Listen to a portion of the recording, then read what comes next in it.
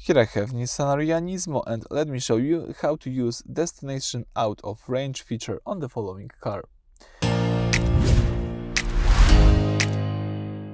So at the very beginning, let's start by using the home screen. Then let's find and select the settings icon. It's right here.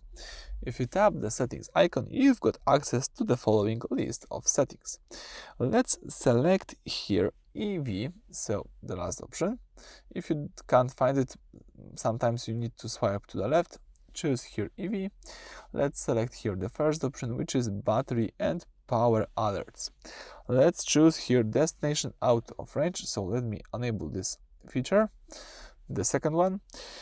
And basically, if you set a destination in the navigation that is farther than your current battery can reach, the car will warn you right away.